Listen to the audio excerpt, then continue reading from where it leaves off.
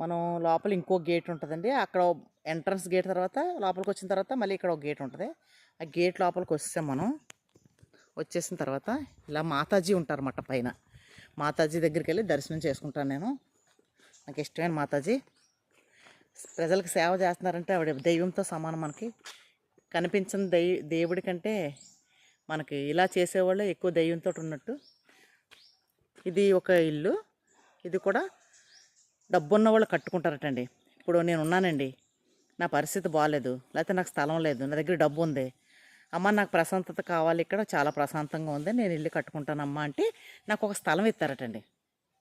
స్థలం ఇస్తే నేను ఇల్లు కట్టుకోవచ్చు. ఇక్కడ నా దగ్గర డబ్బు ఉందనుకోండి, డూప్లెక్స్ బిల్డింగ్ కట్టుకోవచ్చు. లేదంటే చూడండి అలా కట్టుకున్న ఇల్లు అనమాట. ఇవన్నీ ఎలా డిజైన్ చేసుకున్నారు చూసారా, తమలపాకు మొక్కది. అలా ప్రతి ఒక్కరు కూడా ఇదంతా కూడా చూపిస్తాను మీకు. అయితే డబ్బు ఉంటుంది కాబట్టి నేను మంచి ఇల్లు కట్టుకుంటాను అనమాట. నాకు కళ ఉంటుంది కదా, ప్రతి మనిషికి ఒక కళ ఉంటుంది, పెద్ద ఇల్లు కట్టుకోవాలని.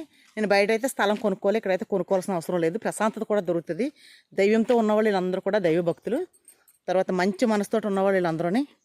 అందువల్ల ఏం జరుగుతుంది, ఇలాంటిది ఇక్కడ ప్రశాంతత కావాలనుకున్న వాళ్ళు ఇక్కడ ఏం చేస్తామంటే స్థలం ఇస్తారు, చూపిస్తారు వాళ్ళే. అక్కడ మనం నచ్చిన విధానంగా ఇల్లు కట్టుకోవచ్చు.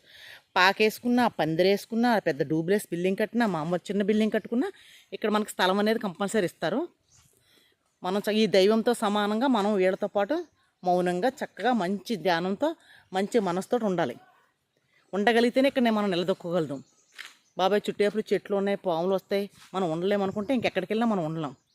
మనకు మంచిగా మంచి ప్లేస్లో ఉండాలనుకున్నప్పుడు మనం ఇలా వచ్చి ఇలా కట్టుకోవచ్చు అన్నమాట. ఇది చూసారండి, ఇది ఎవరో కట్టుకున్నారన్నమాట ఇల్లు. ఓకేనండి, ఇది కూడా ఇలా కట్టుకున్నారు ఇల్లు. చూసారా ఎంత బాగా కట్టుకున్నారో, చక్కగా నచ్చినట్టు మొక్కలు వేసుకొని. ఇక్కడ ఏం జరుగుతుందంటే వీళ్ళు ఉన్నంతకాలం వీళ్ళదండి ఇల్లు. వీళ్ళు తదనంతరం ఎవరైనా వారసులు ఉంటే వాళ్ళు వచ్చి ఉండొచ్చు, కానీ ఇది అమ్ముకోవడానికి కానీ మళ్ళీ వేరే వాళ్ళకి ఇవ్వడానికి కానీ కుదరదు అన్నమాట.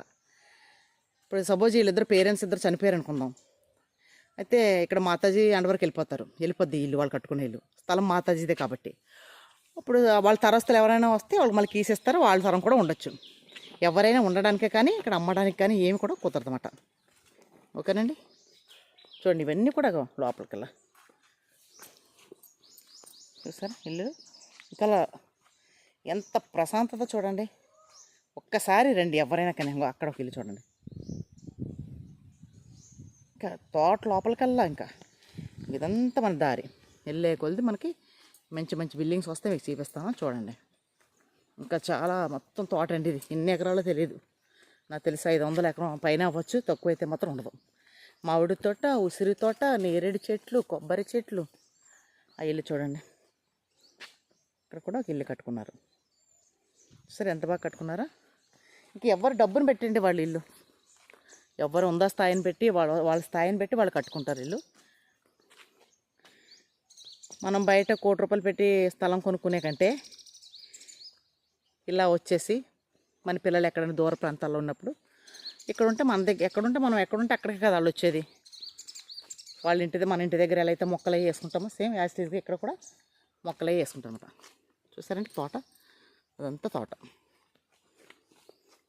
ఇంకెలా మనం చాలా దూరం వెళ్ళాలి, నేను చూపిస్తాను. మాతాజీ ఉంటారు, చాలా ప్రశాంతంగా ఉంటుంది అక్కడ, మీకు చూపిస్తాను. నాకు ఎప్పుడైనా మనసు బాగున్నప్పుడు నేను ఇక్కడికే వస్తానండి. ఇక్కడికి వచ్చి వీళ్ళతో స్పెండ్ చేస్తాను అన్నమాట. ఇదిగోండి తోట, ఇక్కడ ఒక ఇల్లు చూసారా, తోటల్లోనే ఉంటాయి మొత్తం ఇల్లు అన్నీ.